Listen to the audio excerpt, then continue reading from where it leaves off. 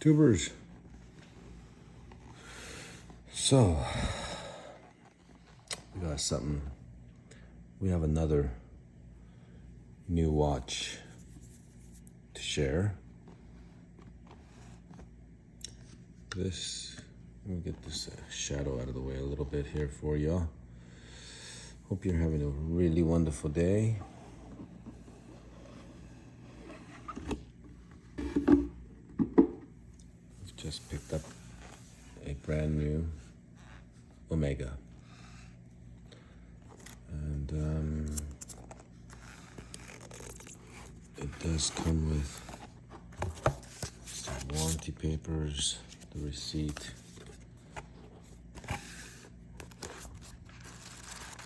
Wow. Pretty nice booklet.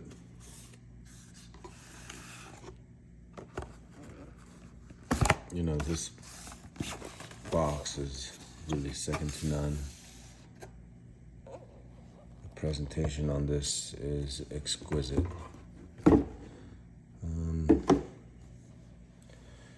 It's definitely better than a Rolex box, that's for sure. It does come with a little metal button that actually locks the box. And here we have it. So, it does come with I have no idea what that is for.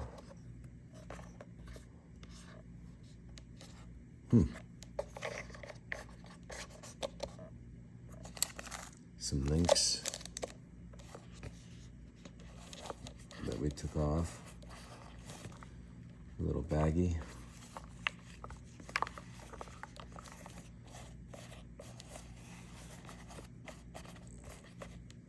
You know, I really haven't made up my mind whether I like this or not.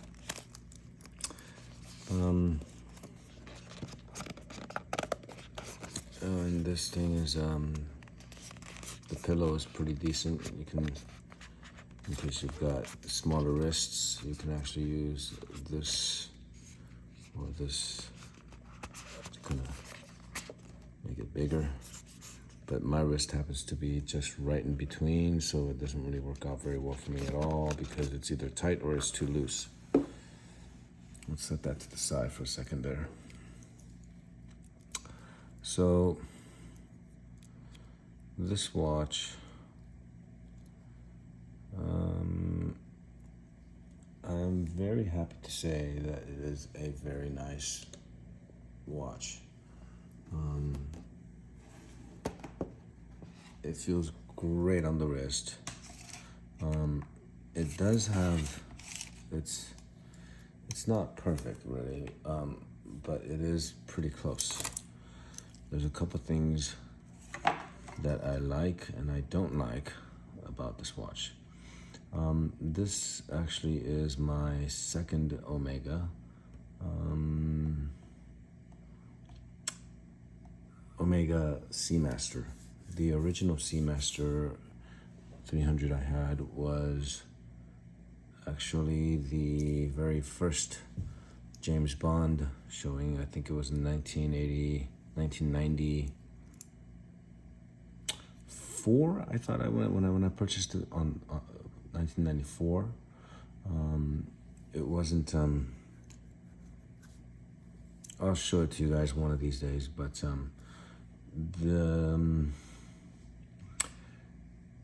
this, well, kind of hard to say. The other one I liked is actually, it was very nice, but it was a quartz movement and it was only a 36 millimeter, and during that time 36 millimeter was not so bad, if you know what I mean. So it was actually a pretty decent watch. Now, for me, because I was only about, 20 some odd years old, 20 to 22 is what I think I was. This is significant upgrade from the original 36 millimeter Diver 300 that I had when I was younger. That had a, for your wetsuit. Now this is a kind of a better implement of it, because along with that, it now has micro adjust. Overall design has stayed the same. I know that they got rid of the wave pattern on the dial for a little while, but it did come back. Thank goodness it did, because it's become quite the hallmark of a Omega Seamaster. This Seamaster is a coaxial movement. Coaxial is a completely different type of escapement. On the back here, you can actually see the escapement slightly moving back and forth. It actually has two gear sets where it reduces friction, prolongs the longevity of the life of the watch itself, the movement itself. You know, I don't know if it's just me or I get lucky, but the general design of the watch has stayed the same. The links have not changed. They did become a bit more sharper, I'm gonna say. It's not as smoothed over around the edges as it used to be, from what I remember. The stainless steel is not as good as the Rolex stainless steel. It's not the 904, but rather the 314. So it's not as rust resistant as the 904. So the Rolex actually gets a kind of a bit of a hands up on that. It is a 300 meter waterproof watch. The helium escape valve is here. It is kind of a Rolex thing. I mean, an Omega thing. I keep saying Rolex, my apologies, but an Omega thing. And the new thing about this one is that the helium escape valve can be opened underwater. So that's one thing that's interesting. There is an inner helium escape valve inside, which will, if it feels the difference between 1 bar and 1 to 3 bar, I believe, then it actually releases the helium that's being built up inside the case, so that you don't lose the glass doesn't pop out, which is actually very nice. As far as the case is concerned, the case is, it's very nice. It feels the same. It is a bit on the beefier side. Like everything is just a bit more robust. I don't want to say robust. It's a bit, just a tad thicker than, say, the Rolex Submariner. But it's still plenty wearable, I think. If you look at the profile on here, it does stick up just a little bit, but it could sit down just a bit more for comfort issues. But I think with the exhibition case back and the domed crystal and the caliber 8800, it is what it is. The one thing I did notice about this watch compared to the other ones that the other Seamaster I had was, it doesn't hack the hour hand. The hour hand used to be able to move freely, adjusting the date while as you go. This one, it actually jumps the date. Sorry, almost went out of frame there. So we can adjust the numbers of the date function here, and it jumps, and the next click over will actually hack the seconds, and then you can adjust the time. The skeletonized hands is kind of the trademark again for the Omegas, and I've always liked it. I thought it was a very unique way of doing it. And as you can see here, the skeletonized hands have loom on the tip as well as the legs. And I really think it's nice. Even at night, as it lights up with the loom, it looks very, very unique and very cool. The caliber 8800, this particular caliber carries a 55-hour power reserve. It beats at a 3.5 hertz, which is very, very good. It's quite fast, but it's kind of an odd number, 3.5 rather than 4 or 3. And you know, it's magnetic resistant up to 15,000 Gauss, which means that you can, well, you can literally take this into an MRI machine.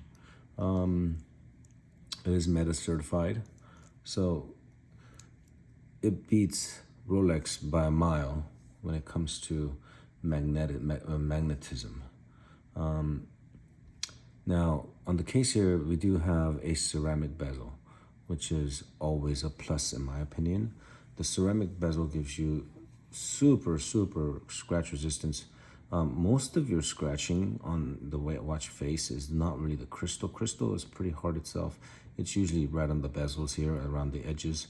Of course, the ceramic bezel doesn't go all the way to the edge, so you may still experience some scratching around the edges, but at least the bezels where the numbers are, they're going to stay intact for the most part. From my experience, for a really long time, my Speedmaster has been my beater watch. I wore it to everything. I mean, literally wherever I would go, whatever I would do. If it was anything sports orientated, or if it's, I would wear it because I didn't care. It was like, it was tough. It wasn't a super expensive watch. I think it was like $1,500 or something like that at the time. Quartz movement, 36 millimeters. It was small, but you know, I wasn't a rich guy and I wasn't a big guy. So, back in those days, large watches weren't exactly the thing. And you know, watches got thicker and bigger as time went. And now it's all the way, everybody's wearing at least a 41, if not a 43. Even 46s are on the market now. 46 has been on the market. There's watches over 50 mil these days. So, but they are kind of coming down in size.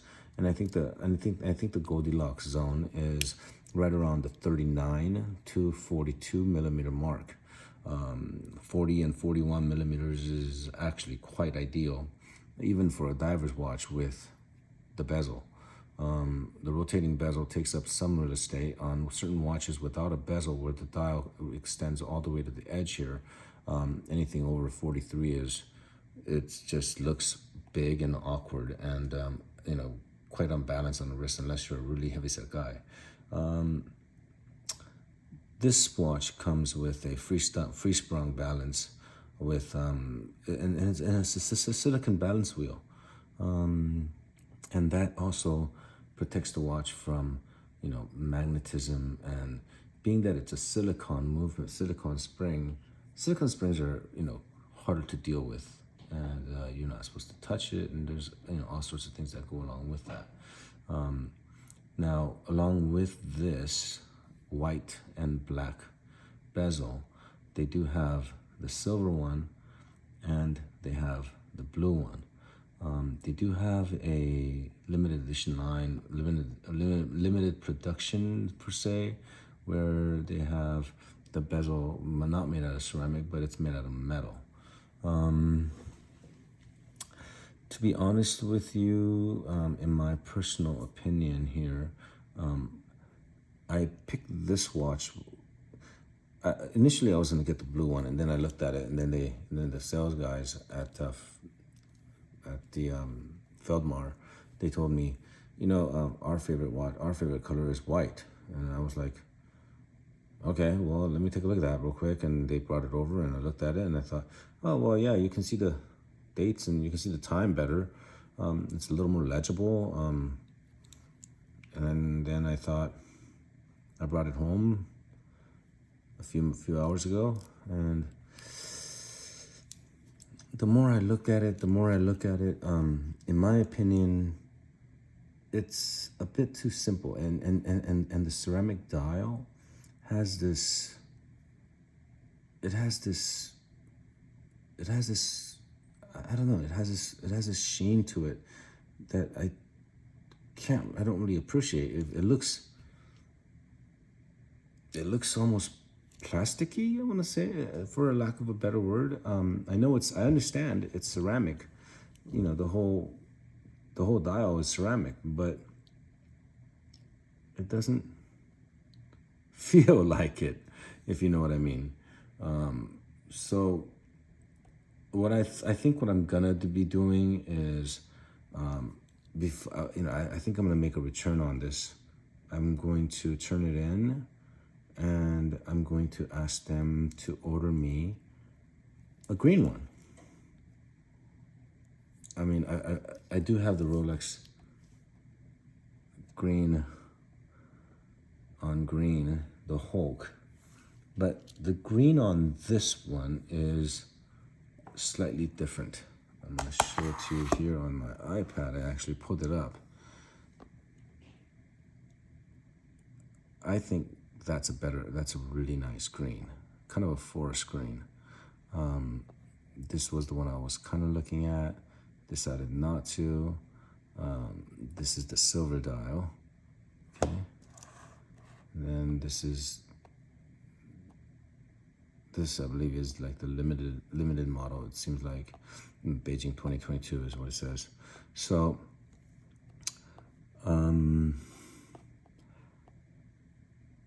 I think there is a back order on the green watch. So I'll be waiting. I'm going to have to end up waiting a little bit in order to acquire that green one. Only God knows when that's actually going to be. But another thing about this watch that my other watch that I've had for years and years and years, I never minded it. I never minded the straight. I never minded the straight bracelet, non-tapering. But after wearing my Rolex and after wearing my IWC, I can see, or I can feel why that taper is important. The taper is quite important because as you buckle up here in this region here, having this a bit more thinner allows your wrist to move a little more freely inward, and it feels almost like you're not wearing anything. And having a bigger buckle here, a wider buckle, you can feel it kind of. You can feel it. Of course you can feel it. It's a watch, but you can feel more of it. I think that's where, and it just looks a bit sexier when the style, when the strap goes inward right around here and just kind of tapers down to something a little bit thinner that goes around the bottom of the inside of your wrist there, and on the wrist, it looks fine. It looks spectacular. It's pretty, it's nice, it looks chic, sporty, and it's very legible, as you can see. Of course, there's no reason why that's not legible, but that is definitely more legible. And and I have so many blue watches that it's just not the most desired for me. And I have a couple white bezel, white dial watches where it's more of a creamish color. Creamy. This is like a snow white.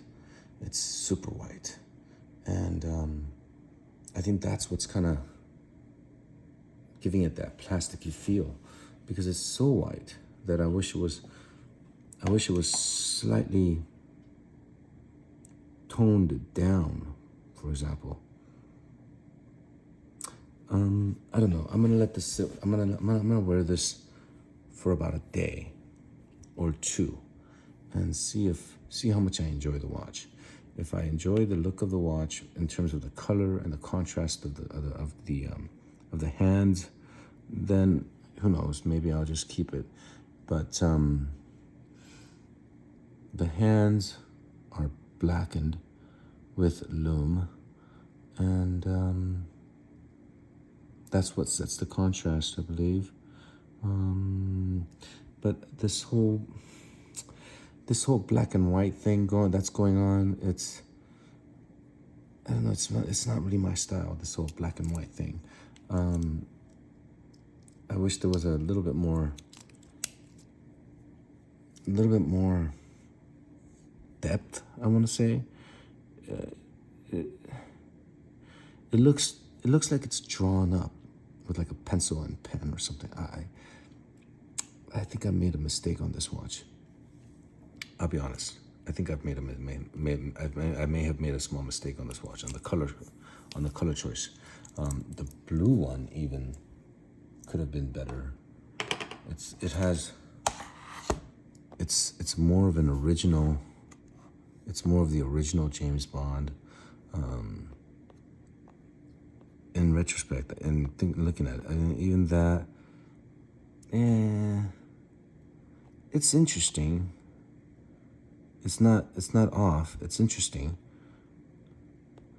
See here, the waves. You see how you can actually prominently see the waves with like a grayish tone inside there. Here, you can hardly see those waves. Those waves are.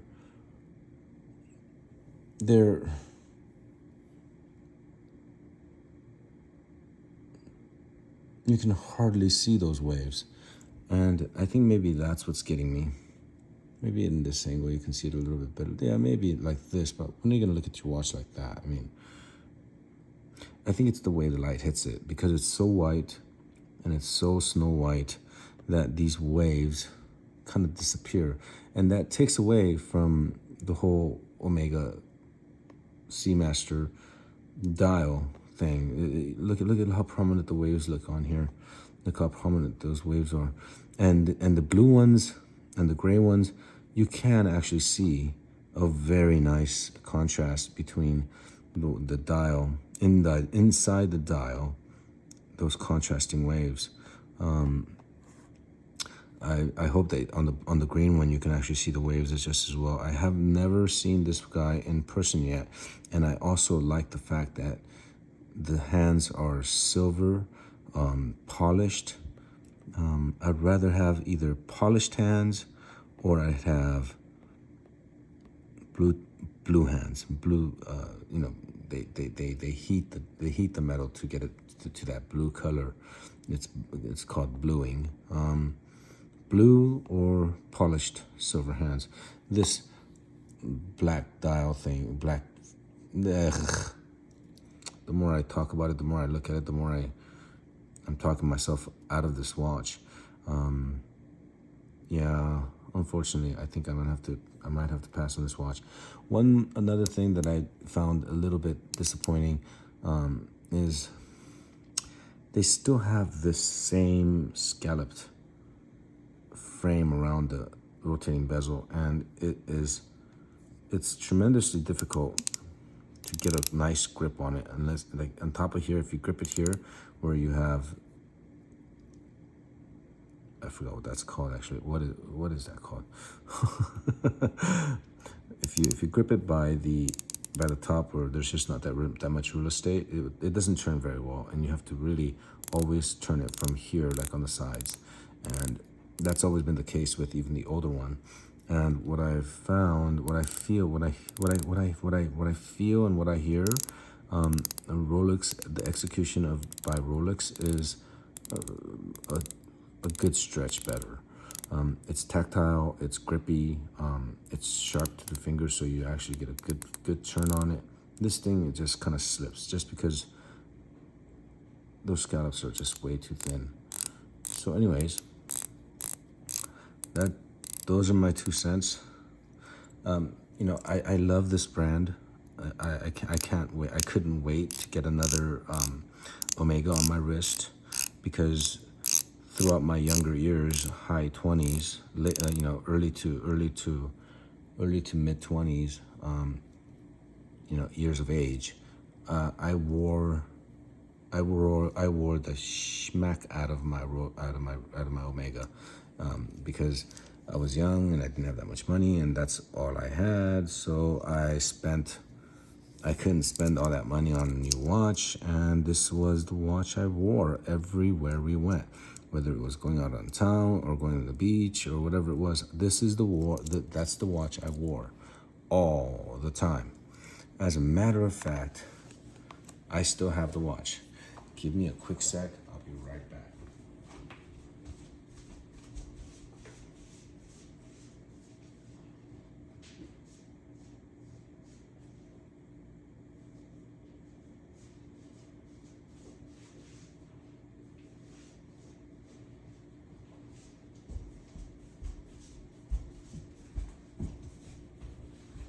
All right.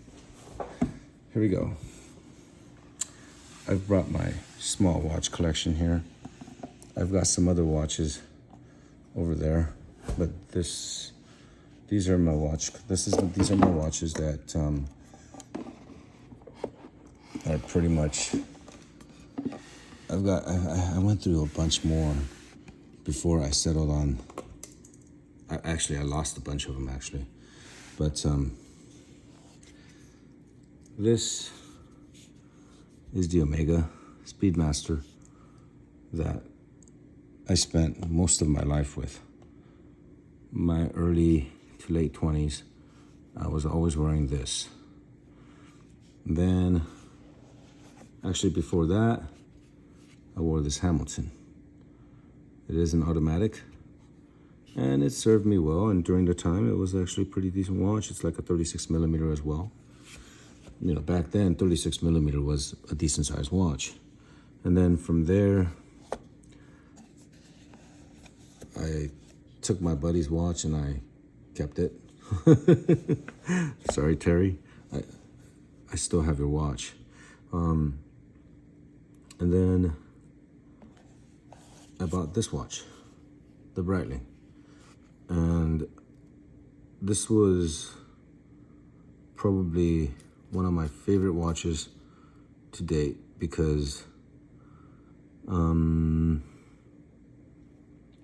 know, it's one of those watches that was so busy and had this cool slide rule, and it was like, to me, it was like one of the coolest things in the world. It was so rad, you know, to be able to use it as a calculator, and I never did. I never could. No matter how many times I tried to remember and memorize and learn and memorize, I could never memorize exactly how to use it. I could never remember. I would look back to the manual and do this and oh yeah, it's right here. And then you read that number. But then, really? And then Apple phones came out, and, you know, calculation was just stupid. But the chronometer, the chronograph still works on it. It was a great watch. It served me for a very good time, and that went whatever. And then there was some watches in between that I just don't know where they are anymore. My Panerai. This Panerai is the loom on this is exceptional. This is the sandwich loom, so there's a whole plate of loom underneath it. When you actually loom this up, and you loom all the watches in here, this one by far, by a stretch, is the brightest. Then got this, the beautiful Hulk. You see what I'm talking about here? That taper. So if you look, if you compare the buckles, look how much thinner this buckle is compared to the Omega. It is, it's almost, well, I wouldn't say half, but about 2/3 of it is, it's thinner by about a third, or maybe 25% or so. So more than likely,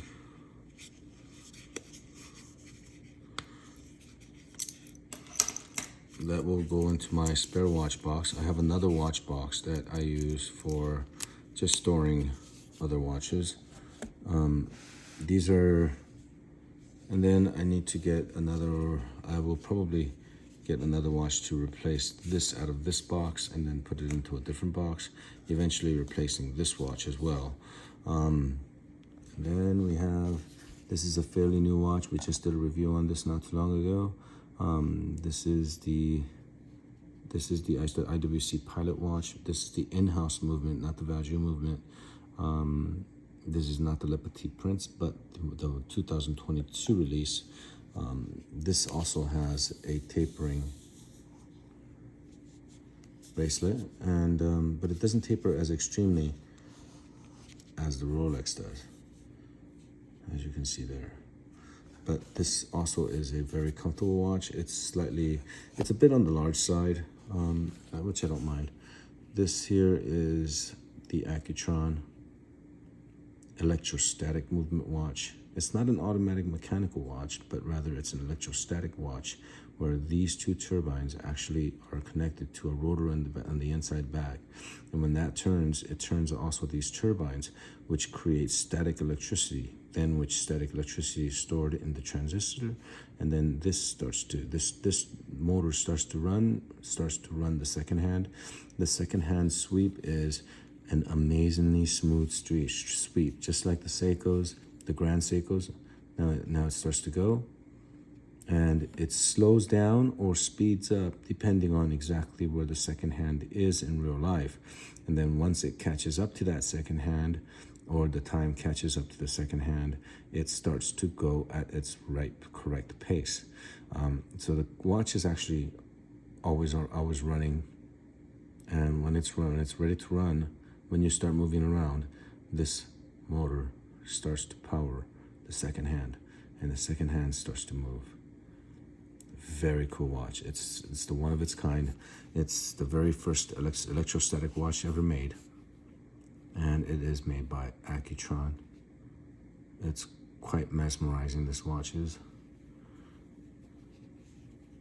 And one of these days, I'm going to do a lume check on all these watches. I'm going to show you which watch has the best lume and how long the lumes last. Until then, toodaloo.